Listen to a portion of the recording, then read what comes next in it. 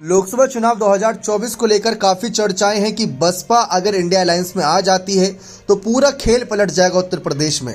लेकिन हकीकत कितनी है वो तो आने वाला वक्त ही बताएगा। और मायावती फिलहाल तो अपनी मांग साफ रख रही है कि वह अकेले ही चुनाव लड़ेंगी, वे किसी भी दल के साथ नहीं जाएंगी। हाल ही में कांग्रेस के कई सीनियर नेता जिसमें जयराम रमेश हो गए, उत्तर प्रदेश के कांग्रेस प्रभारी अविनाश पांडे हो गए, प्रदेश अध्यक्ष अजय राय हो गए, सबने कहा कि बहुजन समाज पार्टी के लिए इंडिया अलायंस के दरवाजे खुले हुए हैं। अब ये इशारा था कि बसपा के वोटर्स भी हमारे साथ आ सकते हैं और मायावती भी साथ आ सकती हैं। लेकिन इस मामले पर अब नई अपडेट सामने आ रही है कि सोनिया गांधी ने मोर्चा संभाल लिया है। जी हां, जैसा कि आप जानते हैं, सोनिया गांधी इस बार लोकसभा चुनाव नहीं लड़ेंगी, लेकिन उनकी बड़ी भूमिका रहेगी। लोकसभा चुनाव लड़ेंगी नहीं, लेकिन पर्दे के पीछे उनकी एक अहम जिम्मेदारी रहने वाली है कि जितने भी दल इंडिया अलायंस के साथ जुड़ रहे हैं, जो जुड़े नहीं हैं उनको जोड़ने की कोशिश किया जाए, और जो जुड़े हुए हैं उनके साथ कांग्रेस का गठबंधन तालमेल सही रहे और सीटों के बंटवारे में कोई कंजूसी ना हो, कांग्रेस को ही फायदा हो और विपक्षी पार्टियों को ही फायदा हो। इस बात का सोनिया गांधी ध्यान रख रही हैं। चर्चा थी कि सोनिया गांधी ममता बनर्जी से तक बातचीत करने के लिए आगे आई हैं, ऐसी खबरें थी, इनकी पुष्टि नहीं हुई है। लेकिन अब कहा जा रहा है कि सोनिया गांधी जो राज्यसभा चुनाव के लिए अपना नामांकन राजस्थान से दर्ज कर ही चुकी हैं और लोकसभा चुनाव में मोर्चा संभालेंगी। पर्दे के पीछे की भूमिका इनकी अहम रहेगी। कहा जाता है राजनीति में किंग से बड़ा किंग मेकर होता है, यानी जो किंग बनाता है। ऐसे कई चेहरे रहे जो किंग बनाते हैं। अब मायावती को साथ लाने के लिए क्या सोनिया गांधी उनसे मुलाकात करेंगी या फोन पर बात करेंगी, इस बात की काफी चर्चा हो रही है।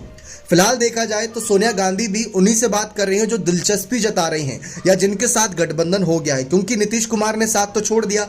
अब इंडिया अलायंस की मोर्चाबंदी के लिए सोनिया, खरगे और तमाम सीनियर नेता ही आगे हैं और ऐसे में उनकी जिम्मेदारी है कि वही इंडिया अलायंस को सही रखे। क्योंकि बात सोनिया के बेटे राहुल की भी है कि राहुल के राजनीतिक भविष्य को लेकर जिस तरीके सवाल खड़े हुए, कई कांग्रेस के नेताओं ने इस वजह से साथ छोड़ा क्योंकि राहुल को आगे किया जा रहा था, परिवारवाद का मुद्दा लगा। और ऐसे में मायावती अगर साथ आती तो उत्तर प्रदेश से फायदा होगा, सभी को फायदा होगा, ऐसा विश्लेषक भी कहते हैं। लेकिन अगर साथ नहीं आई तो इंडिया अलायंस को तो नुकसान होगा ही होगा, लेकिन सीधा फायदा भाजपा को होना शुरू हो जाएगा। यानी कि जो वोट बटेगा, सपा, बसपा और कांग्रेस के लगभग सेम वोटर्स हैं और वही वोट आपस में बढ़ जाएंगे और उससे फायदा बीजेपी को होना शुरू हो जाएगा। सोनिया गांधी भी ये बात भली भांति जानती है, इस वजह से कहीं ना कहीं वो आगे आना चाहती। लेकिन अब तक मायावती ने जितने भी बार बयान दिए, उन्होंने अकेले चुनाव लड़ने की बात करी।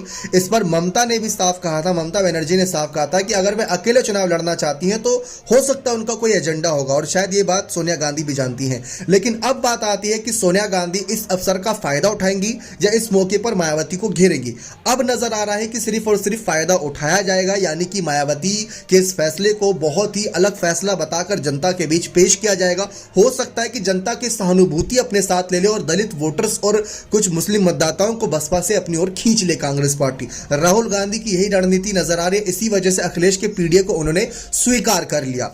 अब इस माहौल को देखते हुए सोनिया गांधी खरगे को भी आगे कर सकते हैं, जो कि उनके पार्टी का सबसे बड़ा दलित चेहरा है, इस समय अध्यक्ष हैं, वहां पर उनको फायदा उठाया जा सकता है।